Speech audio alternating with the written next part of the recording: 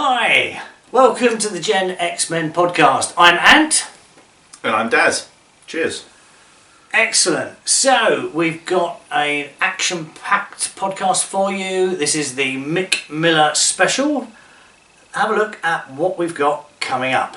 I promised I wouldn't use the C word. And on promises, I do have to beg your apology. In the last episode, it was a month ago. Lots and lots have happened over that month. I did do my impression.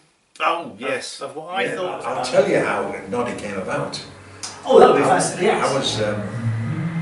I was doing South Africa, and I was never into politics. I was never. I have to say, I'm very envious. I would love to have met Mick.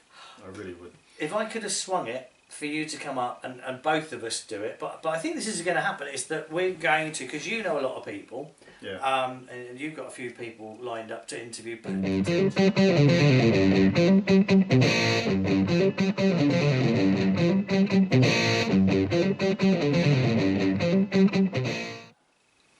Hey, cheers. Cheers, and Merry Christmas. Merry Christmas. Is it too early for the C word? Well, I think we've just done it, so it's tough, really. Oh no, there's me and the C word again. But it's 3 months till Christmas, so we just thought we'd remind people. It will fly by, won't it? It'll be here before you can blink. But that's enough of the C word. There we go. Right. Oh, I promised I wouldn't use the C word. And on promises, I do have to beg your apology. In the last episode, it was a month ago. Lots and lots have happened over that month. I did do my impression. Oh, yes. Of what I thought was Alan Wicker, even though Alan Wicker and David Frost do sound very similar. Yeah, I suppose, I'll give you that. So, do you forgive me? You're always forgiven, Ant. Thank you. You're always forgiven. Oh, well, here's to that. Here's to forgiveness. Hello, Christmas, good is it time? and welcome. Oh dear, comedy. But again, this is the Mick Miller special. Fantastic. I'm so looking forward to it. It's going to be great. Well, this is the amazing thing. Do you remember we did the pilot about 2 months ago now? Was it 3 months ago even? And I mentioned the Noddy sketch, didn't I? And which is hilarious. One of my most loved sketches. And I couldn't remember the comic, so I then researched the comic. And it was Mick Miller. I thought, I'm not going to tell Daz this. I'm actually going to reach out. I found his website, and again we'll put a link up. I can probably edit it in. I'm getting better at editing, I think. I said, we just started podcasting. We love the Noddy joke. It'd be really great at some point. I was thinking like a year away or something like that. If we can get an interview, boom, smashing. And his manager came back to me, and he said, "Oh yeah, we love helping like new people, this, that, the other. Just let us know and we'll try and fit it all in." Fantastic. And so what happened was I looked and I saw that he actually is on tour with a new routine, well not a new routine, but he's touring up north, and one of the venues was Thornton Cleveley's. The wife and I, through our property business, we've got a commercial property in Thornton Cleveley's. I thought, we'll kill two birds with one stone. We'll go tie all this in. Exactly. Check out the property, take in a show. Mentioned it to Steve, the manager, and he went, "Oh, I'm sure we can squeeze you in. Contact me nearer the time." And I thought, I'll keep stum about this because I've known this for a little while. I've known this for about a cagey, month. very I've cagey. been very cagey, yeah. And I said, "Oh yeah, like come before the show. We'll give you like 10, 15 minutes, and you'll take in the show." So fantastic. I have to say, I'm very envious. I would love to have met Mick. I really would. If I could have swung it for you to come up and both of us do it, but I think this is going to happen, is that we're going to, because you know a lot of people, and you've got a few people lined up to interview potentially, hopefully if they are okay with it. And again, to our growing audience, because we've now got 16 subscribers! So we're not as rubbish as all that then, so that's quite good. 16 people can't be wrong, Ant. I know. It's more than some of our friends with their channels. But no, if you want to be on the show, if you've got something, it doesn't even have to be Gen X related. But if you want us to interview you or whatever, just put something in the comments or send us a DM. I think the email is on the page. But that would be good actually. Yeah, get a few more people sort of Exactly. On the show, You don't have to be a man. I've got quite a lot of sort of people that I should have made some notes actually to look a little bit more professional. But lots and lots. We get in there. Yeah, I mean, we want to make this one, because it's quite a long interview with Mick, and I've got a lot to say about the show to help promote that. But a lot has happened since we were last. You've been busy working. Yeah, I've been doing a few bits and pieces. I've been sort of up to places like Newmarket and things like that, looking at some horses, it's a really fascinating sort of little excursions I've had up there. Which more of that later. But yeah, I mean maybe we can do a bit of a special. I know you've been filming some footage for that for any of you horse fanciers out there. Yeah, and again, I've been super busy. We haven't actually managed to get together. We don't live in the same town, do we? No. And as you can see, we're in yet another location. Yep. I think this is fourth location. But because we've had like the Labour conference, we've had the Reform conference. Yeah. Haven't we? It's all been going on. Chalk and cheese there. It's all been going on. I've been trying to move house and all that kind of stuff. So. I know. And I tell you what, if we're talking to Reform, it would be lovely, Nigel, if you're watching, because I know you're one of our 16 subscribers, or Lee Anderson. I'd love to get one of the Reform MPs. Yeah. So, it'd be great to talk to. Yeah. There's all sorts of people I'd like to talk to, actually. I mean, and I won't sort of go into it now, but yeah, there's lots of people I'm sort of got my ideas head on for. Exactly. Put your Wurzel Gummidge hat on. There we are. But do you want to have a little look at the interview with Mick Miller? I can't wait. I've been looking forward to this for a long time. Brilliant. So let's, without further ado. I tell you what, we'll. Is he coming in this way? Or I don't know which way. I'll probably just do a really hard cut on it, and so. Excellent. Well, I've just arrived outside the creative little theatre here in Thornton Cleveland, and about to go inside and set up to interview the legendary Mick Miller. All right, I'll see you inside. Hello folks, well I'm now inside, and guess who I'm with?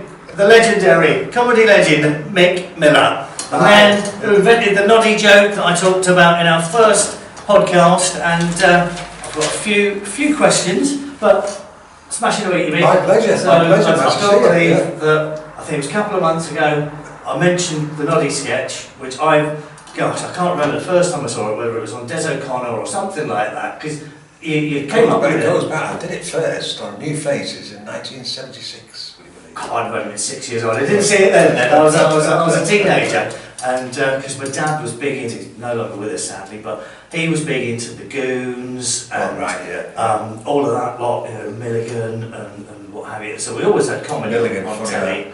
Oh, and my dad wasn't a comedy, he was a banker, but tell you, when I say poker face with the joke, he could tell a story, and it wasn't until the punchline, and he's just, got me again, So your sense of humour being deadpan. Well, Milligan, I still use a Milligan line when I do cruise ships. If you're seasick, sit under a tree. Just think that's genius. It was just easy for him, wasn't it? Yeah. But again, it leads perfectly into one of my first questions. I was going to say, being a comic and making people laugh must be the best job in the world. When it's going well. Right. Well, I was going to say, what are the highs and the lows? Because you've been doing this for about 40 years now. 50 years. The highs are like when you do theatre or a good television, or I did Vegas, Royal Command Performance, London Palladium, so many peers in Blackpool over the year. And then the downside is when you do a rugby club and it's running late and they put you on at 11 o'clock. Oh, and it's just a waste of time. Yeah. You should not be there. Just get your money up front. Yeah, I can imagine. I tried with Funny Bones like a couple of times in America, but because of my accent and I spoke too quickly, it was cricket. So playing cricket was the most terrifying 10 minutes of my life in New York. And it was only afterwards in the bar people came up and slapped me and go, "Oh, you're the funniest man." And I was like, "We laugh in England," And so I kind of know a little bit, but I won't know. It's too tough for me to. Well, I'm very lucky because I do these cruise ships and there's a lot of Americans on, so you can sort them out, you know, and you've got to explain it before you give them the punchline, basically, you know. Yeah. Because the words, sometimes the words, you know, like, you know, a faucet and different things. I do a gag on there where I said, I'm a smoker. I said, but can you imagine me in San Francisco? And I walked into a shop, I said, can I have 20 fags? Yeah. And the guy said, oh, you're going to be busy.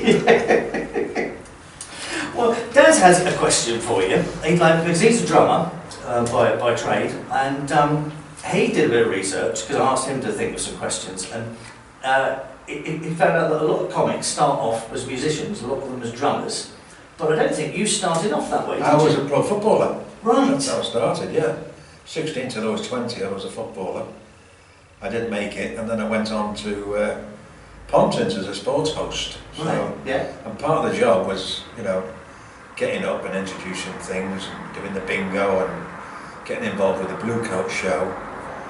And I was always a bit of a, you know, joke teller. Yeah. And that's what I did. I just, you know, I got myself a 20-minute act. I went back the next year and got like a 30-minute act. And then the third year, I got like 45 minutes and then went on the road. Wow. Wow. And at that time, there was all the big clubs, you know, where the Batley Variety Club, which was like, you know, they had Shirley Bassey, Tom Jones. Wow. And I did it with, would you believe, Chuck Berry. Sunday afternoon and Sunday night, yeah. Fantastic. Fantastic. So that's how I got into it. And then of course the clubs were going. They were hard times as well, some of the, you know, because you had committees, you know. Right. And especially in Yorkshire, you know, you'd go, and VAT came in. So of course you've got to do your fee. And then you say, and VAT, you know. Oh. And there's so many others. We're not in it. Oh dear. Now, do you think, sort of talking about that, you know, being hard back in those days, do you think it's harder now because of the wokeness that we have, where a lot of people are sort of afraid to say things that are just funny? Some of that, but I've never gone down that, you know, road really. My stuff's all quite safe. Yeah, you know. yeah. If I do anything, it'll be for a shock thing. You know. Yeah, yeah. Because I think that was probably my best moment in the Noddy sketch, is where you're right at the end with the like no water in the headlamps and you almost say that. Yeah. it's great. But yeah. Oh, so let's go for some. Because I know in my research for this, Ken Dodd, you were good friends with Ken Dodd, right? Yeah, I was a good friend with Kenny. He helped. We were with the same management. Right. So he said, "Oh, sign with Dave." I said, "Dave," and Dave Forrester. He was like typical 50s, 60s, you know, Jewish agent, you know, with a big cigar. He used to sit in his office in Ivory Towers, Park Lane, and you'd go down, and it was like going into the doctor's. His secretary said, "Well, Mr. David, we'll see you in a minute," you know. And I'm sat there going, he's waiting for me. You know. And then he sat there with his big cigar, and you say, why am I not doing pantomime? And it was always never cigar, and it was thinking time. Right. Because they can think of a lie to tell you, know. Well, the thing is, Lou Gray, they all had the big cigar. Yeah, yeah. So I signed with Dave, and then I got summer seasons in Blackpool, and then a few tellies hit in, you know. I think that's where I first saw you on telly, was the comedians, wasn't it? That was Yeah, like the comedians, and then I was, and Des O'Connor, I did that like 8 times. And then all the others that they used to have the summer, what was it called then? Summer they had that, it was hard work. Summertime special. It was always at seaside towns, Scarborough, Blackpool, Rill. But it was in a tent, you know, in a circus tent. Oh. So it's just so hard to work that, you know. You've got like 6 audiences, you know. Yeah, all the way around. So 3 quarters are looking at the back of your head, yeah. you know. But of course TV, they can turn the laughter thing up. Yeah, yeah. Boxing dinners as well, that's another one. Stay away from them. Boxing dinners? Working in a boxing ring. Oh, flipping out, gosh, yeah, no, that'd be a completely different crowd. I want to see a bit of... Well, that's it, and that's what they're there for, you know. Yeah. But, wow, well, I don't know if we're getting closer for time on that. Yeah, I'll tell you how Noddy came about. Oh, that would be fascinating, yes. I was doing South Africa, and I was never into politics, I was never very academic. And I got out to South Africa, and I was there for like 3 months. And in Cape Town, I just couldn't get my head around the apartheid thing. You know? Right, so being brought up in Liverpool, I mean, in our class there was 5 black lads, you know, who were friends. So when you think, you know, you have a game of golf in South Africa, you can't have a coffee with your caddy afterwards, you know, which is... Yeah, bonkers to us, yeah. So I couldn't get my head around that. And the audiences weren't that good, and I was dying, I was really dying. And there was 3 acts on the bill. There was a singer, a duo, and me, and I was dying every night. And of course they disowned me, you know. Because all the locals were like, oh, we're having a braai, a barbecue, we're having a braai on Sunday, don't bring the comic, you know, and all that. And I heard it run down, and I thought, oh, there we go. So I went into my room. They didn't have television, they had radio, and it was World Service, Listen with Mother. And I had a bottle of gin, duty free. And I'm just depressed to this. So I opened this bottle of gin, and the Noddy show came on. And then, you know, she said, what does Noddy do today? I said, well, tell me what Noddy's going to do today. So I poured it in a glass. And before I got pissed, I wrote it all down. Brilliant. So that's how it came around. Enlightenment from that. That is incredible. That is incredible. Yeah. And is that how normally you come, you know, you don't just sit down and go, I want to think of something funny? No, sometimes you just look at life, you know. Right. I look at life, and I love social media, you know, and I like these signs, you know, these weird signs from all over the world. I love all that, you know. Things like that make me laugh. So I just look at life and see what comes out of it. You know? Yeah, brilliant. When they find a little stream and then something will add on to it. So, yeah, luckily, I think your act changes about maybe 40% over a year. Right. You know, putting new stuff in, taking That's stuff quite out. a lot then. Yeah. And then someone said, you don't do that gag anymore. You go, wow, that's a funny gag, why don't I do it anymore? And so you put it back in. Yeah. But Ken Dodd, because he did 5 hours, he put new stuff in, but he never took anything out. Wow, and it's got longer and longer. 5 hours of that. That's like incredible. Well, I know you've got to get ready for the show. Yeah, well, it's nice to see. We got tickets, yeah, so we're right at the back, like top centre. We've got the best seats. No heads in front of us. I thought that'll be magic. So yeah, well, lovely, my pleasure. Lovely for your time. And yeah, well, hopefully next time we're up this way, we'll. Well, you can always look at the website, see where you are, and say hello. Yeah. It seems that you don't travel as much. But, I don't blame you, I'm only 54 and I'm really like travelling. This is far enough for me, 5 hours. But, it's been like for 50 years of done motorways, and now it's not fun anymore, you know. You can't come home at night because there's 8 closures, you know, so yeah. Just try to stay up north now. Yeah, good stuff. Well, really looking forward to the show. My pleasure. And my wife is the secret comedy weapon because she laughs. You'll notice the laughter from the back of the auditorium. Brilliant. I'll let you pop in. Lovely. Yeah, looking forward to it. Thank you. Well, that was fantastic. Great job, Ant. Really great job. I'm glad I didn't do it actually, because I would have been as nervous as hell, you know. But I still, after having seen the footage of the interview, Mick came across as such a nice fella, you know. And thanks ever so much to Mick Miller for sort of giving a couple of guys a chance to, you know,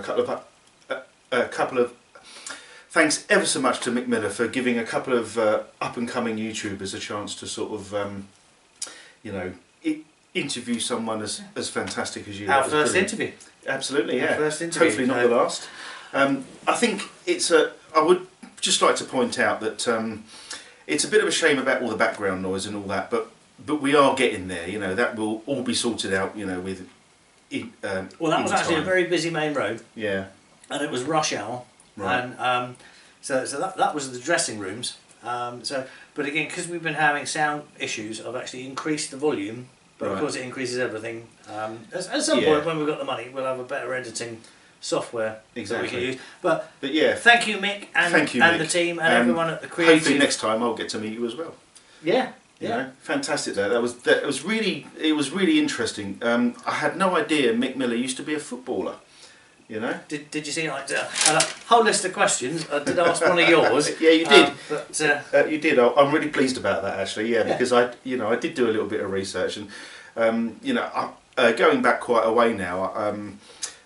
I realised some years ago that there was a sort of like a drumming connection to lots of comics. You know, I think even Russ Abbott might have been a drummer in a former life, but yeah, it's really interesting to hear Mick talk. You know, and I bet the show was fabulous. It was. Well, I mean, I wanted to. First point, I was actually quite nervous, and again, credit to Mick. And his team really made me at ease. It was sort of like chatting to you almost, and I sort of forgot I had all the questions. I tried to plan it out and I ran it all through my head, but I wanted it to come over quite natural, and I wanted to ask Mick different questions. You know, and of course I completely forgot to ask about the history of the Noddies game because I knew that. So thank you, Mick, for throwing that one in. But again, smashing guy, one of the few people that I've seen perform and met in person, and they're the same. Yeah. And you know, seeing the show was amazing because and I didn't really know what it was about. It was sort of an evening with Mick Miller. Yeah. And forgive me, the other comedian that emceed it, and they're good friends, but. The setup for the evening, and it was packed. It was a packed house, which was great. And he comes on and he does about an hour of his jokes, which were absolutely hilarious. I've got too many favourites, but one of my nice ones is he goes, "Getting ready, me and the wife getting ready for a wedding," and she goes, "Cool, I've worn this for 30 years and it still fits me." I should hope so. It's a scarf, you know, which is brilliant. And then, gosh, and that's what I love about them. Like you have, and there were a few where people had to think about. They didn't get it, and I got it. But one Audrey liked, the wife, was he goes, "Oh, there's a lot of people that have dogs," and he goes, "You've got to be careful though if you're a dog owner, because a lot of people with Labradors tend to go blind." Which you just think absolutely genius. Oh dear. And I mean, it was what was lovely chatting with him. And again, I should have just kept the camera rolling because the what we talked about off camera. Yeah. And again, I'll get better at it the more I interview people. But it relaxed me, and I sort of chatted about bits and bobs and what have you.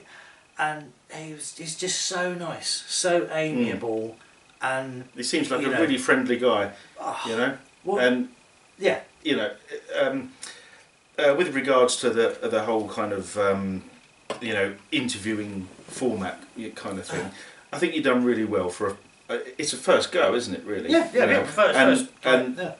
You know, Mick was very good at sort of making you feel at ease, and he was very chatty, and I think, you know, as time goes on, the more people you interview, you know, we'll get this sorted out, you know. Yeah. Bear with us, folks. You know, 16 subscribers and counting, and.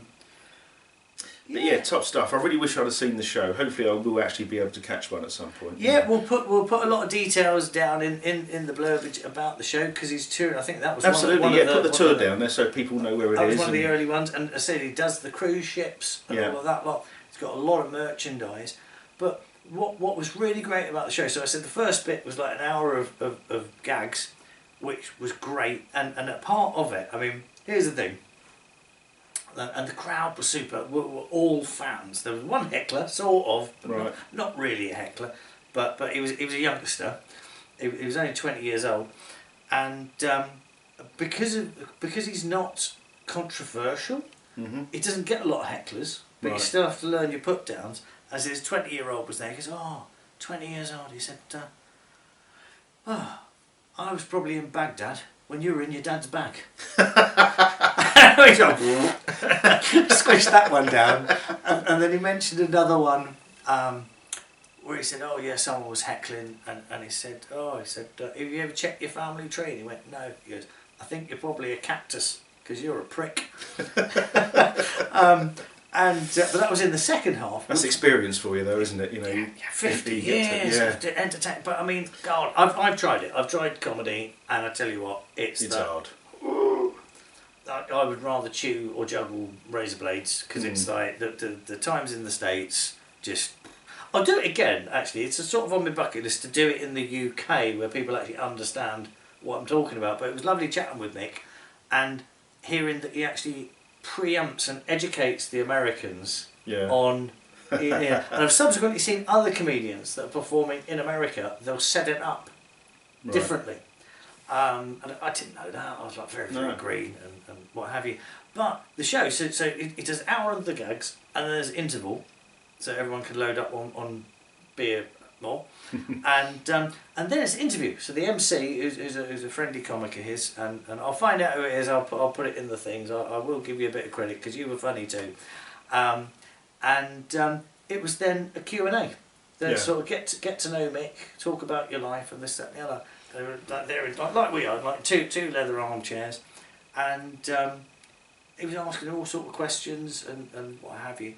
And because he's travelled, he's done Vegas and he's done this and he's done that, travelled a lot, met a lot of people. Yeah, I'm sure. You wouldn't think it. He's actually starstruck. Even though he's met lots of people, and I think because of the football link, he does a lot of football events and stuff like that. And I believe he said, if my memory serves me right, it was Ian. I don't know if I'm going to say it wrong. I'm going to say it wrong here. Is it Ian Rush or Ian Wright? Well, there's two of them, aren't there? Are they both footballers? Yeah. Oh, fuck it. Well, anyway, but I can appreciate that because I'm not exactly a football fan either. I don't know much about it. But it's a long time back, as you'll find out. But anyway, one of the Ians says, Mick, he goes, like, one of my favourite singers is performing in Wales. And of course, we're up Liverpool, Lancashire, so we're not far. I've got an extra ticket, this lady I know has got me a ticket and I've got a spare for a +1, but I've not anyone to come with me. Do you want to come with me? And he goes, I don't really like. And that's right, he was saying, he's at some sort of event where he's wearing a tux, and he sort of goes, I don't have a tux, so I'm like, I've got to get home. The Scarpa's home, gets home in time to look at the telly, and he's on the telly, it's Pavarotti. Right. It's Lady Diana, his mate Ian, and an empty seat.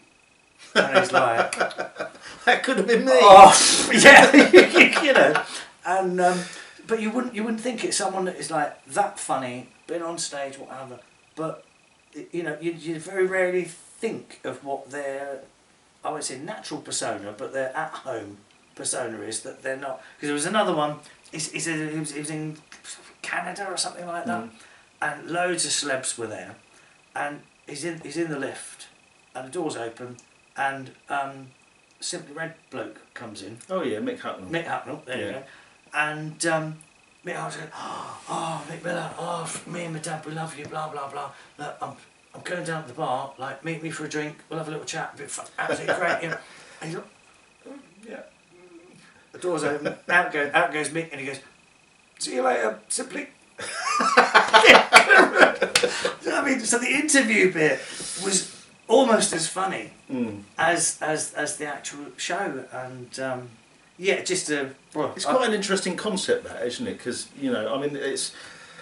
I've not really sort of seen too many comics on stage doing the sort of sit down thing like that, So that's quite an interesting sort of way to do things, really, because sometimes the funniest stuff does happen when you're just sort of having a conversation. Yeah, and I'm sure every time there, because nothing that we talked about came up in that. Well, a little bit about the football thing and this. Yeah.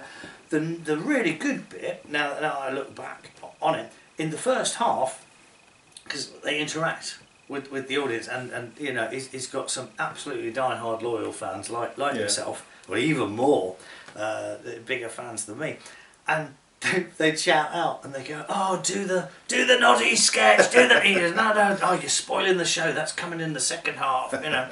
And so someone went, "Oh, do the frog joke, do the frog joke," and he's going, "Oh," he said, "You know, singers usually get requests." He said, "I don't know any other comics that get requests." Get requests, yeah. And you sort of think, what a compliment that is. It is. And I've got to tell you the frog joke, because I'm not ruining this for anyone. There's like way more jokes. You literally like so many jokes, but I think frog joke. I don't know the frog joke. He goes, "Yeah." This should be good. I'm looking forward to this. I came home the other night, and my son goes, "Oh, Dad, can you do the frog impression?"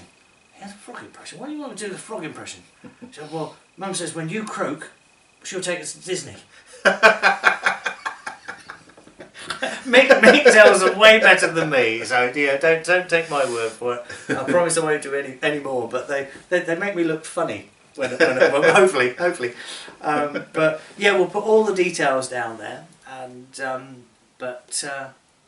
yeah, no, I mean, amazing experience, and you know, the whole trip was good, because we sort of do a little bit of a teaser on this one, because after driving up 6 hours to Lancashire and driving back, we decided we'd stop off at Stratford-upon-Avon, Shakespeare country, and because Audrey had never been, and I said, "You've got to see the Dirty Duck. Got to see the Dirty Duck." That's where all the, if any of you don't know Stratford-upon-Avon, it's a famous pub where all the actors and lovies hang out after shows, and